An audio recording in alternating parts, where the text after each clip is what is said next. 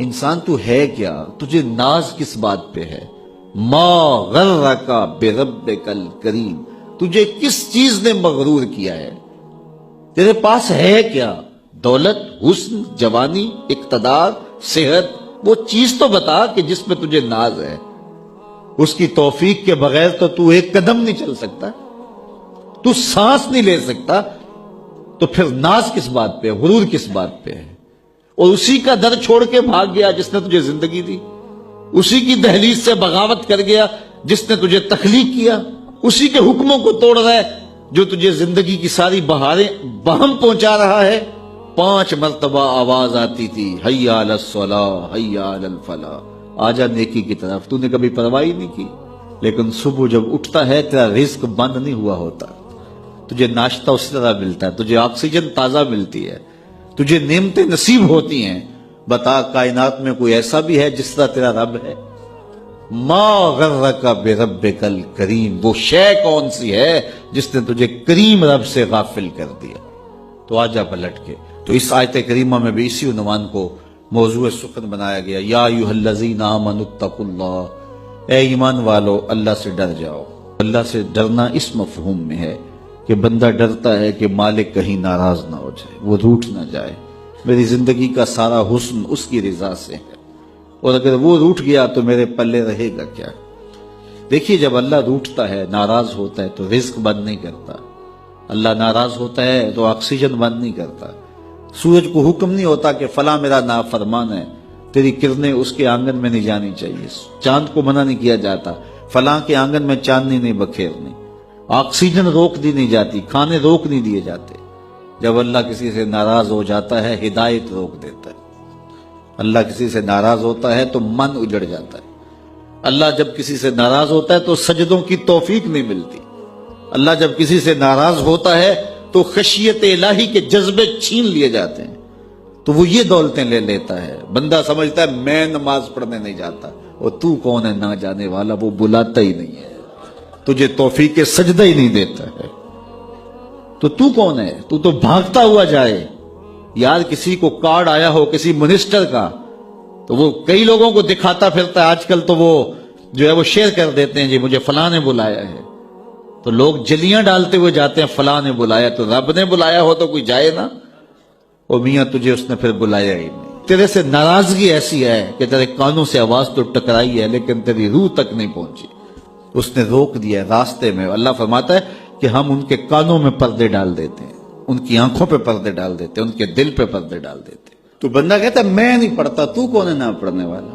وہ تمہیں بلاتا نہیں، اس قابل نہیں سمجھا گیا، کیونکہ تو نے اس کے حکموں سے منہ موڑا، اس کی فرما برداری کو چھوڑا، تو پھر اس نے بھی تجھے راندہ درگاہ کر دیا، اور بھٹکتا پھر سویر سے لے کر شام تک کس کس کو سلوٹ کرتا ہے، لیکن تجھے توفیق نہیں ہوگی اس کی حضور سجدہ ریزی کی۔ اگر کوئی نماز نہیں پڑھتا، کوئی سجدہ ریزیاں نہیں کرتا، اللہ کے حضور جھکنے کی اگر کسی کو عادت تھی تو وہ مت سمجھے کہ میں نہیں کرتا۔ اللہ اکبر، اس سے چھین لی جاتی ہے توفیق، چھین لی جاتی ہے توفیق۔ تو اللہ سے توفیق مانگو کہ اللہ ہم سے کبھی بھی اپنی توفیق نہ چھینے، ہمیشہ ہماری پیشانیوں کو سجدے نصیب کرے۔ تو کہا اے ایمان والو اللہ سے ڈر جاؤ، اللہ اکبر، یعنی اس سے محبت کرتے ہو تو اس کی ناراضگی سے ڈر جاؤ، کہیں وہ روٹھ نہ جائے، وہ ناراض نہ ہو جائے۔ کہ ایک دن حضور کا درائے رحمت جوش میں تھا، اور حضور نے فرمایا عائشہ جو مانگنا ہے مانگ لو۔ میں نے عرض کی یا رسول اللہ اگر آپ اجازت دیں تو میں اپنے باپ حضرت ابو بکر صدیق رضی اللہ تعالیٰ عنہ سے مشورہ نہ کر لوں کہ میں نے کیا مانگنا ہے؟ تو فرمایا کہ جاؤ مشورہ کر لو، مشورے کی اجازت بھی ہوگی۔ میں اپنے والد گرامی کی خدمت میں حاضر ہوئی اور کہا کہ دریائے رحمت جوش میں ہے اور رحمت کا باڑا برس رہا ہے۔ حضور نے فرمایا عائشہ جو مانگنا ہے مانگ لو، یہ اتنا سنہری موقع ہاتھ آیا ہے، تو میں چاہتی ہوں کہ کوئی مانگوں تو اہم شے مانگوں، تو آپ کی خدمت میں حضور سے اجازت پا کے حاضر ہوئی ہوں، مجھے بتایا جائے کہ میں حضور سے کیا مانگوں، تاکہ کوئی چھوٹی چیز نہ مانگوں، بڑی چیز مانگوں۔ تو حضرت ابو بکر رضی اللہ تعالیٰ عنہ نے فرمایا کہ بیٹا حضور سے جا کے کہنا کہ معراج کی خلوت خاص میں اللہ نے آپ سے جو راز کی باتیں کی تھی ان باتوں میں سے ایک بات بتا دو۔ مانگا بھی تو علم مانگا، اور عائشہ میرے سے وعدہ کرو جو حضور بتائیں مجھے بھی آ کے بتانا ہے۔ ام المومنین حاضر خدمت ہو گئیں، حضور نے پوچھا عائشہ مشورہ ہو گیا؟ کہا جی حضور ہو گیا۔ کہا مانگو کیا مانگتی ہو؟ کہا حضور معراج کی خلوت خاص میں جب اللہ کے حضور حاضر ہوئے رب نے آپ سے راز کی باتیں کی تو ان باتوں میں سے ایک بات بتا دیں۔ حضور مسکرا پڑے، اس بات پہ مسکرائے ہوں گے میرے یار غار کا انتخاب کیسا ہے، یا اس بات پہ مسکرائے ہوں گے کہ راز کی بات بتا دوں تو راز راز نہ رہا، لیکن وعدہ کیا تھا۔ کہا عائشہ سنو، جب میں قرب خاص میں پہنچا تو میرے مالک نے مجھ سے راز کی جو باتیں کی ان میں سے ایک بات یہ تھی، محبوب تیری امت میں سے کوئی شخص کسی شخص کا ٹوٹا ہوا دل جوڑ دے تو میرے اوپر لازم ہے بغیر حساب کے جنت عطا کرو۔ ام المومنین بہت خوش ہوئی اور اپنے والد گرامی سیدنا ابو بکر صدیق رضی اللہ تعالیٰ عنہ کے پاس آئیں اور ساری کہانی سنائی۔ بہت خوش تھی، لیکن حضرت ابو بکر صدیق رضی اللہ تعالیٰ عنہ نے سنا تو رونے لگے۔ تو ام المومنین سیدہ عائشہ رضی اللہ تعالیٰ عنہ نے عرض کیا میرے والد گرامی یہ بات رونے والی تو نہیں ہے، ہم بسا اوقات کسی دکھی کے کام آ جاتے ہیں، کسی کا دکھڑا بیٹھ کے سن لیتے ہیں، کسی کی ڈھارس بنا دیتے ہیں، کسی کے کام آ جاتے ہیں، یہ تو بخشش کا بہانہ ہاتھ آ گیا اور آپ اس پہ رو رہے ہیں۔ تو فرمانے لگے عائشہ اس کو معکوس بھی پڑھو، تصویر کا دوسرا رخ بھی دیکھو، اگر کوئی شخص کسی کا ٹوٹا ہوا دل جوڑ دے تو بغیر حساب کے جنت میں جائے گا، اس کا دوسرا رخ یہ ہے اگر کوئی کسی کا دل توڑ بیٹھے تو سیدھا جہنم میں جائے گا۔ میں اس بات پہ رو رہا ہوں کہ ہم سے کسی کا دل نہ ٹوٹ گیا ہو۔ تو آج کی اس مجلس کے اندر کیا یہ دو باتیں میں اور آپ اپنے پلے باندھ سکتے ہیں؟ ایک کا تعلق حقوق العباد سے ہے اور ایک کا تعلق حقوق اللہ سے ہے۔ حقوق اللہ میں سب سے اہم چیز نماز ہے، اور پہلا سوال قیامت کے دن نماز کا ہی ہوگا۔ اللہ مجھے آپ کو 5 گانا نماز کی توفیق نصیب کرے اور ہمیں توفیق نصیب کرے کہ ہم کسی کے دل شکستگی کا سامان نہ کریں۔ رسول کریم صلی اللہ علیہ وسلم نے ارشاد فرمایا اگر تم میں سے کسی شخص کے دروازے کے سامنے سے نہر گزرتی ہو اور وہ دن میں 5 مرتبہ وہاں سے غسل کرتا ہو، صحابہ مجھے بتاؤ اس کے بدن پہ کوئی میل کچیل رہے گا؟ تو صحابہ نے عرض کی اے اللہ کے رسول اس کے بدن پہ کوئی میل کچیل نہیں رہ سکتا جو دن میں 5 مرتبہ غسل کرتا ہے۔ فرمایا یہ 5 نمازوں کی مثال ہے، جو 5 نمازیں پڑھتا ہے اس کے بدن پہ گناہوں کا میل نہیں رہتا ہے، اللہ اسے ستھرا کر دیتا ہے، اسے پاک کر دیتا ہے۔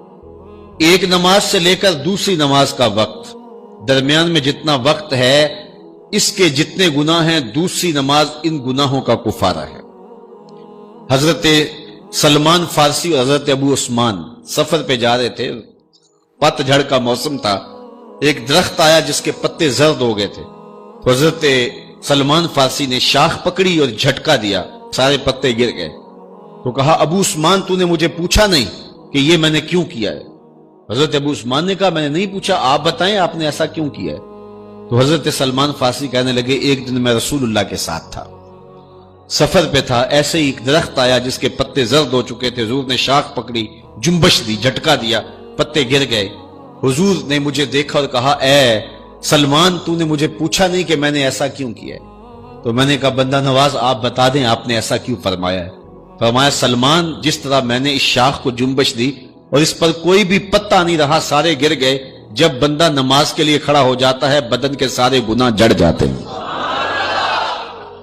اللہ کی توفیق سے میرا خیال ہے کہ آپ سارے لوگ نمازی ہوں گے، اور میری مائیں بہنیں اور بیٹیاں جو تشریف لائی ہیں انہیں بھی 5 گانا نماز کا شعور اور توفیق نصیب ہوگی۔ آج ہم یہاں سے عزم کر کے جانا ہے کہ ہمارے خاندان میں، ہمارے رشتہ داروں میں، ہماری اولادوں میں اگر بدقسمتی سے کوئی بے نمازی ہے تو آج عزم کر کے جائیں کہ وہ بے نمازی نہ رہے، اتنے زور سے تبلیغ کریں گے کہ وہ نماز پڑھنے پہ مجبور ہو جائیں۔ یہ اولاد کے ساتھ ہمدردی نہیں ہے، ساری رات اولاد جاگتی رہے اور جب نماز کا وقت آ جائے تو ماں کہتی ہے بیٹے سو جا اب تو اذان کا وقت ہو گیا، حالانکہ چاہیے تھا کہ اب تو اٹھ جا اب اذان کا وقت ہو گیا، لیکن ماں اس وقت اگر سلا دے تو کیا یہ گوارا کرتی ہے کہ میرا بیٹا جہنم کی آگ میں جلے؟ ماں اپنی اولاد کو جگائے، اس سے ہمدردی یہ نہیں ہے کہ اب اس کو سونے دے، بیچارہ ساری رات جاگتا رہے۔ ساری رات جاگنے کا اسے حکم کس نے دیا تھا؟ فجر کے وقت جاگنے کا حکم ہے جب رحمت اللہ کی بٹ رہی ہے، تو اس کو بیدار کرے، اس کو جگائے۔ کڑکتی دھوپ ہے، آج کل موسم کتنا گرم ہے، تو اگر بچہ دھوپ میں کھڑا ہو اور اس کے پاؤں جلس رہے ہوں تو ماں گوارا کرتی ہے، بھاگ کے اچک لے گی بچے کو کہ میں اسے دھوپ سے، تمازت سے، گرمی سے بچا لوں۔ تو کیا حشر کی کڑکتی دھوپ میں بیٹا پسینے میں شرابور ہو اور وہ پسینہ آگ سے بھی زیادہ گرم ہو تو کوئی ماں یہ گوارا کرتی ہے؟ یقیناً نہیں کرتی. تو نہیں کرتی تو اس کو اپنی اولاد کو 5 گانا نماز کا خوگر بنانا ہوگا. نماز کی توفیق اللہ سے مانگو. آج کے اس اجتماع میں یہی پیغام ہے اور یہی دعوت ہے اور یہی قرآن مجید کی تعلیمات کا خلاصہ ہے. 1 بار نہیں، 2 بار نہیں، 10 بار نہیں، 20 بار نہیں، 100 بار نہیں. قرآن و حدیث کے اندر 750 مرتبہ نماز کا حکم آیا ہے. اب ذرا غور کیجئے، 1 مرتبہ کہہ دینا کیا کافی نہیں ہے؟ لیکن 750 مرتبہ تمہارے کریم رب نے تمہیں بار بار کہا ہے، تمہارے کریم رسول نے تمہیں بار بار کہا ہے کہ نماز پڑھو. تو اگر ہم اتنی بار سننے کے بعد بھی نماز نہیں پڑھیں گے تو پھر ہم کہاں کھڑے ہوں گے؟ اور دوسری بات ہے کہ اتنی تاکید کی گئی ہے، اتنی تاکید کی گئی ہے، تو یہ کتنا بڑا جرم تھا نماز کا ترک کرنا کہ بار بار کہا گیا ہے. ایک شخص نے حضور کی خدمت میں سوال کیا، حضور لوگوں میں سب سے اچھا شخص کون سا ہے؟ تو آقا کریم نے کیا جواب دیا؟ جس کی عمر زیادہ ہو، عمل اچھے ہوں. تو کہا پھر لوگوں میں سب سے شریر آدمی کون سا ہے؟ سب سے برا آدمی کون سا ہے؟ قال من طال عمرہ وسع عملہ، جس کی عمر لمبی ہو اور اس کے عمل برے ہوں. بوڑھا ہو جائے برائیاں نہ چھوڑے، ہڈیاں کمبن گوڈے کھڑکن تے اڑ گیا لک تیرا، اجے بھی بدیوں باز نہ آئوں جیو مرد دلیرا. وہ کہتے ہیں نانا بن گیا دانا نہیں بنا. تو جس کی عمر زیادہ ہو لیکن اس کے عمل کرتوتیں اچھی نہ ہو، بوڑھا ہونے کے باوجود بھی شرارتیں کرتا ہو، 2 آدمیوں کو لڑاتا ہو، میاں بیوی کے درمیان تنازع کھڑے کر دیتا ہو، خاندانوں کے اندر شر پھیلاتا ہو، لڑائیاں پیدا کرتا ہو، متکبر ہو، اس کی چال ڈھال متکبرانہ ہو، اس کی نظر میں حیا نہ ہو، اس کی زبان گندگی اور غلاظت بکتی ہو، گالیاں دیتا ہو، عمر ہو گئی ہے لیکن اس کے عمل اچھے نہیں. فرمایا سب سے اچھا شخص دیکھنا ہے تو وہ ہے کہ جس کی عمر زیادہ ہے، عمل اچھے ہیں. سب سے برا شخص دیکھنا ہے تو وہ ہے جس کی عمر زیادہ ہے، عمل برے. اگلی روایت حضرت ابو کبشہ الانماری رضی اللہ تعالی عنہ سے مروی ہے، میرے حضور نے فرمایا 3 چیزیں ایسی ہیں جن پر میں محمد ہو کے رب کی قسم اٹھاتا ہوں. ان میں سے پہلی بات یہ ہے کہ میں قسم کرتا ہوں کہ صدقے سے مال کم نہیں ہوتا. اور دوسری بات، اگر کسی نے کسی پہ زیادتی کی اور اس نے کہا جا میں نے معاف کر دیا، تو حضور فرماتے ہیں میں قسم دیتا ہوں اس کی عزت کم نہیں ہوگی. ہو سکتا ہے کوئی شریک کہہ دے اور ڈر دے معاف کرتا ہی، کہا وہ کہہ دے، لیکن میں محمد قسم دیتا ہوں کہ عزت کم نہیں ہوگی. میں رب سے عزت لے کے دوں گا اسے. اللہ اکبر. تیسری بات، جب کوئی شخص سوال کا دروازہ کھول دیتا ہے، مانگنے لگ جاتا ہے، تو میرے حضور فرماتے ہیں میں قسم اٹھا کے کہتا ہوں اللہ اس پر محتاجی کا دروازہ کھول دیتا. جو مانگنے لگ جاتا ہے پھر مانگتا ہی رہتا ہے. ہم نے دیکھا کچھ لوگ بچپن سے مانگتے ہیں، بڑھاپے تک مانگتے رہتے ہیں، ان کی کبھی ضرورت پوری نہیں ہوئی. یہ قرض مانگنے کی عادت جس کو پڑ جائے تو وہ بھی ساری زندگی قرض ہی مانگتا رہتا ہے، ہر وقت مقروض. تو جس کو مانگنے کی عادت پڑ جائے تو میرے حضور فرماتے ہیں میں قسم اٹھا کے کہتا ہوں محتاجی کا دروازہ بند نہیں ہوتا. محتاجی اس کی جو ہے وہ مستقل اس کے اوپر مسلط کر دی جاتی ہے، وہ مانگتا ہی رہتا ہے. تو آئیے اس مختصر زندگی کو اللہ کے نام لگائیں، اس کے ذکر سے وابستہ کریں. دنیا میں 4 طرح کے لوگ پائے جاتے ہیں. پہلا بندہ وہ جس کو اللہ نے مال بھی دیا ہے، علم بھی دیا ہے، شعور بھی ہے، ضروریات دین کا علم بھی ہے، اللہ تعالیٰ نے اس کو فہم عطا کیا ہے، علم دیا ہے، اور وہ اس مال میں اپنے رب سے ڈرتا ہے کہ اس کو غلط جگہ خرچ نہیں کرنا، اور صلہ رحمی بھی کرتا ہے، رشتہ داروں کے حقوق کا خیال بھی رکھتا ہے، اس میں جو اللہ کا حق ہے اس کو بھی ادا کرتا ہے، صلہ رحمی بھی کرتا ہے، اللہ کا حق ادا بھی کرتا ہے، اور جو ہے وہ اللہ سے ڈرتا بھی ہے، مال کو غلط خرچ بھی نہیں کرتا. میرے حضور فرماتے ہیں کائنات میں سب سے افضل شخص دیکھنا ہے تو یہ شخص ہے. کائنات میں سب سے افضل شخص یہ ہے کہ جس کو مال بھی دیا گیا اور جس کو علم بھی دیا گیا، اور وہ گڑبڑ نہیں کرتا، وہ اللہ سے ڈرتا ہے، صلہ رحمی کرتا ہے اور مال کا حق ادا کرتا ہے. تو یہ سب سے افضل شخص ہے. دوسرا وہ شخص جس کے پاس علم تو ہے لیکن مال اس کے پاس نہیں ہے، اور وہ نیت کا بڑا سچا ہے، سچے دل سے کہتا ہے اگر میرے پاس مال ہوتا تو میں فلاں کی طرح عمل کرتا. وہ فلاں کے پاس مال ہے، اس نے مسجد بنوائی ہے، میں بھی بنواتا. اس نے دارالعلوم تعمیر کیا ہے، میں بھی کرتا. اس نے ہاسپٹل بنوایا ہے، میں بھی کرتا. اس نے مخفی انداز سے غریب بچیوں کی شادیاں کی ہیں، یہ کام میں بھی کرتا. اس نے دکھیوں کے کام آیا ہے، مصیبت زدوں کے کام آیا ہے، میں بھی آتا. تو وہ کہتا ہے کاش کہ میرے پاس، اور یہ سچے دل سے کہہ رہا ہے، یہ نہیں کہ ہوتا تو پھر یہ اوپر اس میں کہہ رہا ہے ہو تو پھر تیور ہی بدل جاتے ہیں. صادق کو نیت ہوتا ہے کہ اگر واقعی اس کو وہ نصیب ہو جائے تو وہ وہیں کھڑا نظر آئے. تو حضور فرماتے ہیں وہ ہو بھی سچی نیت والا، سچی نیت والا. اور وہ کہتا ہے اللہ مجھے اگر مال دے میں فلاں کی طرح عمل کروں گا. میرے رسول فرماتے ہیں قیامت کے دن جب نامہ اعمال تولا جائے گا دونوں کے عمل برابر ہوں گے. اس نے خرچ کیا اور اس نے صرف نیت کی تو دونوں برابر کھڑے ہوں گے. اس نے مسجد بنائی، دارالعلوم بنایا، اس نے بنایا کچھ نہیں تھا، نیت کی تھا. دیکھو نا، علم تھا، علم کی وجہ سے نمبر لے گیا. کہتا مالک میرے پاس ہوتا میں یوں کرتا، کیا کچھ نہیں، نہ ہوا نہ کیا، لیکن قیامت کے دن جب نامہ اعمال تونے کے برابر کھڑے ہوں گے. اچھا، تیسرا شخص جس کو اللہ نے مال دیا ہے لیکن علم نہیں دیا. مال کی فراوانی ہے لیکن علم نہیں ہے، شعور نہیں ہے. جہالت کی وجہ سے وہ مال میں گڑبڑ کرتا ہے اور اپنے رب سے بھی نہیں ڈرتا، ولا یصل رحمہ، اور صلہ رحمی بھی نہیں کرتا، اور اس کے اندر اللہ کا جو حق تھا وہ بھی ادا نہیں کرتا. میرے رسول فرماتے ہیں کائنات میں سب سے زیادہ خبیث بندہ دیکھنا ہے تو یہ کھڑا ہے. سب سے زیادہ منزل کے اعتبار سے خبیث ترین شخص یہ کھڑا ہے. چوتھا شخص کون سا ہے؟ جس کے پاس علم بھی نہیں ہے، جس کے پاس مال بھی نہیں ہے، اور وہ کہتا ہے کہ اگر میرے پاس مال ہوتا تو میں بھی فلاں کی طرح عیش کرتا، میں بھی یوں موج میلہ کرتا، مستیاں کرتا، شرابوں کے جام لڑاتا، یوں ناچ گانا کی محفلیں، رقص و سرود کی مجالس منعقد کرتا، میں بھی پھر من کی خوشیاں پوری کرتا. تو وہ جہالت کی وجہ سے وہ کہتا ہے کہ اگر میرے پاس مال ہوتا تو میں بھی اس کی طرح عیش و عشرت کرتا. اللہ اکبر. میرے رسول فرماتے ہیں کل قیامت کے دن جب نامہ اعمال تولے جائیں گے تو دونوں ایک ہی جگہ پہ کھڑے ہوں گے. اس نے کیا بھی کچھ نہیں لیکن اس کے ساتھ کھڑا ہوگا. ہم اپنے آپ پہ غور کریں، اپنی زندگی پہ غور کریں، ہم کہاں کھڑے ہوئے ہیں. یہ بات تو ہمیں کہی گئی تھی نا کہ جو الطہور نصف الایمان، صفائی آدھا ایمان ہے. لیکن یہ ان لوگوں نے اپنا لیا کہ جن کے مذہب میں نہانا اور غسل کرنا روا نہیں تھا. آپ جو ہے وہ فرانس کی خوشبوئیں پوری دنیا کے اوپر مشہور جانتے ہیں، کبھی اس کا پس منظر بھی جو ہے وہ معلوم کیا کہ کیا ہے؟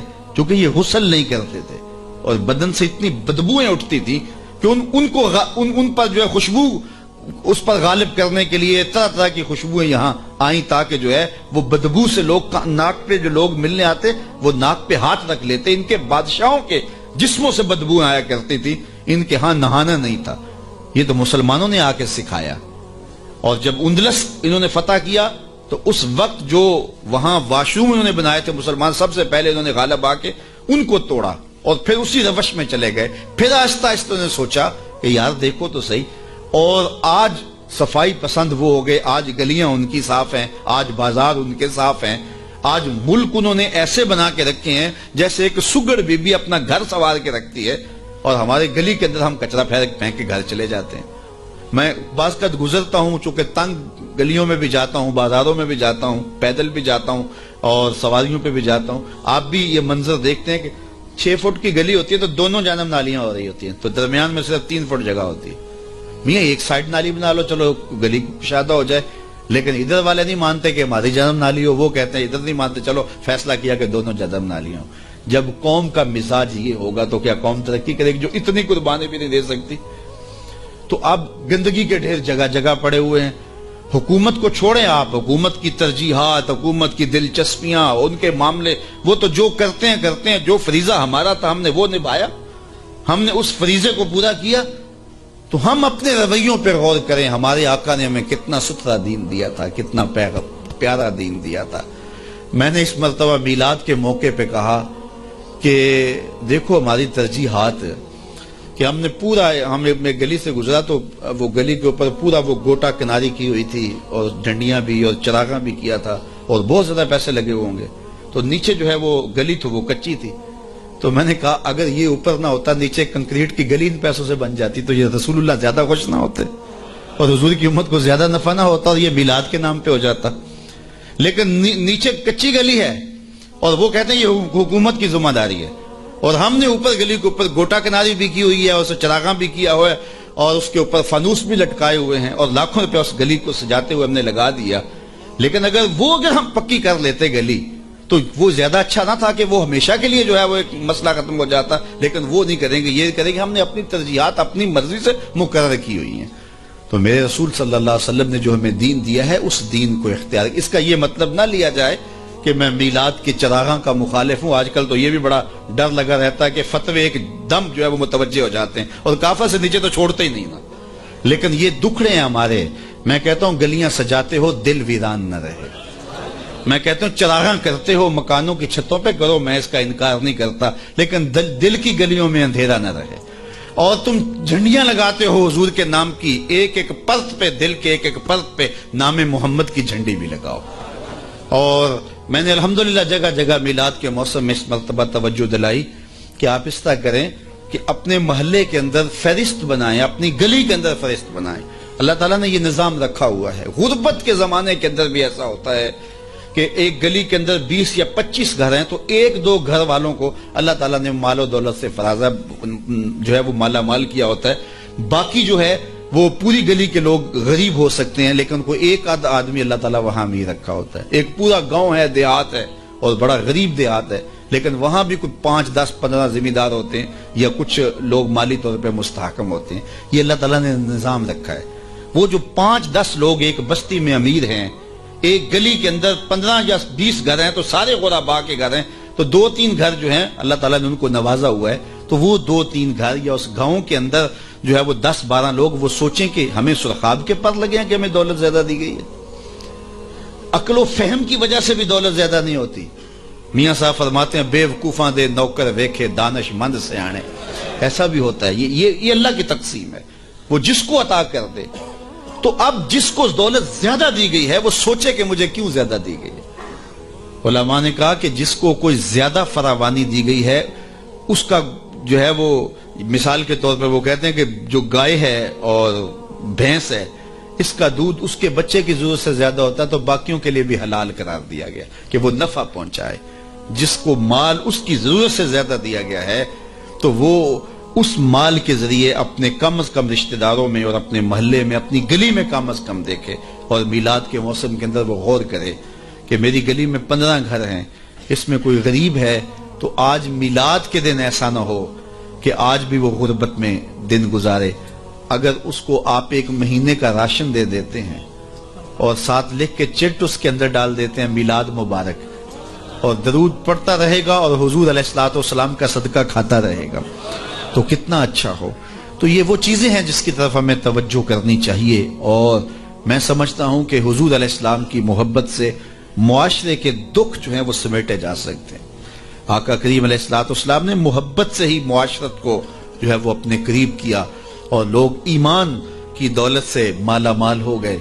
وہ ایک بچہ آیا نا اپنی ماں کے لیے لباس لینے کے لیے, اور پہلے وہ گیا اپنے چچا کے پاس, اس کی ماں بیوہ تھی, اس کا لباس پھٹ گیا تھا اور وہ اپنے چچا کے پاس گیا تو اس نے دتکار دیا. اللہ اکبر. فذالک الذی یدعو الیتیم, یہ قرآن نے بتایا کہ یہ وہ بد نصیب لوگ ہیں جو یتیموں کو دھکے دیا کرتے ہیں. تو وہ ماں نے اس کو روکا تھا, بیٹا نہ جانا, تاریخ خیرب پڑھے, ماں نے کہا تھا بیٹا نہ جانا, لیکن اس نے کہا کہ تیرے بدن کے اوپر جو لباس ہے وہ بھی پھٹ گیا ہے اور جگہ جگہ سے جسم جھلک رہا ہے, تو میں اپنے چچا سے آپ کے لیے لباس لے کے آتا ہوں. پھر جو رویہ اس نے اختیار کیا تو واپس روتا ہوا آ رہا تھا, تو کسی نے راستے نے پوچھا کہ کیا ماجرا ہوا. اس نے کہا چچا کے پاس گیا تھا ماں کے لیے لباس لینے, اس نے تو لا کے بھیج دیا. اللہ اکبر. تو اس نے کہا کہ جا سین حرم میں محمد نام کا ایک شخص بیٹھا ہوا ہے, اگر تو اپنا دکھڑا اس کے سامنے پیش کرے تو وہ امید ہے تمہیں رد نہیں کریں گے, لیکن سن لے ان کا دین کوئی اور ہے. اللہ اکبر. اپنے ماں کے پاس آیا تو ماں کو کہا کہ چچا نے رلا کے بھیج دیا, لیکن آپ کی حالت مجھ سے دیکھی نہیں جا رہی. بچہ ابھی شعور کی منزلوں میں قدم رکھ رہا تھا, پہلے بہت چھوٹا تھا, اب اس کے اندر ایک جذبات تھے بچے کے اندر. تو ماں نے کہا کہ بیٹا نہیں، ان کے پاس نہیں جانا، سنا ہے کہ وہ جو ان سے ملے دین دھرم چھین لیتے ہیں اس کا. اللہ اکبر. تو حضور علیہ الصلوۃ والسلام کے پاس جانے سے ماں روکنے لگی، لیکن بچے نے کہا کہ امی میں پکا رہوں گا، بتوں کا وفادار رہوں گا، تم اس ٹینشن کو، اس پریشانی کو چھوڑ دو. اور حضور کی خدمت میں حاضر ہوا. حضور صحن حرم میں چادر اوڑے بیٹھے ہوئے تھے اور جا کے کہنے لگا میں پہلے بات آپ سے کر لیتا ہوں، آپ کا دین میں نے قبول نہیں کرنا. حضور مسکرا کے بولے بیٹا بتاؤ کس لیے آئے ہو؟ کہا میری ماں بے لباس ہے، میں آپ سے لباس لینے آیا. حضور نے چادر رحمت اتار کے اس کے کندھوں پہ ڈالی. اللہ اکبر. وہ واپس آ گیا اور ماں پر حضور کی چادر اڑائی. اللہ اکبر. اور ماں نے کہا کہ بیٹے اس نے اپنا دین تو نہیں تجھے دیا؟ کہا نہ، میں نے پہلے کہہ دیا تھا تیرے دین نہیں مانوں گا. ماں کہنے لگی پتر اس کا دین ماننا چاہیے، یہ جس نے رحمت کی چادر ہمارے سر پہ تان دی. اللہ اکبر. تیری تک کے ادامہ میں مرید ہو گئے.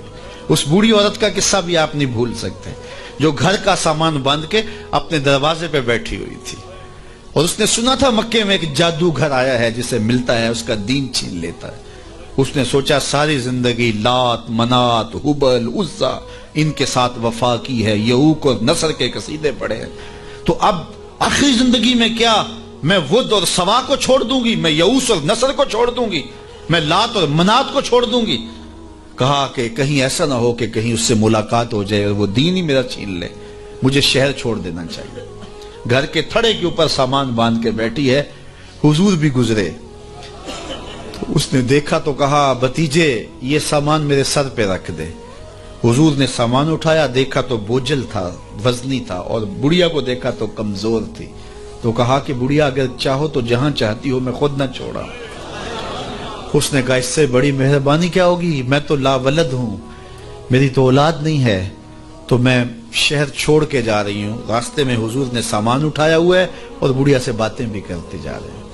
تو بڑھیا کو کہا کیوں جا رہی ہے؟ اس نے کہا کہ سنا ہے یہاں ایک جادوگر ہے جو لوگوں کا دھرم لوٹ لیتا ہے، لوگوں کا دین لوٹ لیتا ہے. میں نے ساری زندگی بتوں سے وفا کی ہے، میرے آباء و اجداد نے بتوں سے وفا کی ہے، میں چاہتی ہوں دین اجداد ہاتھ سے چھوٹ نہ جائیں.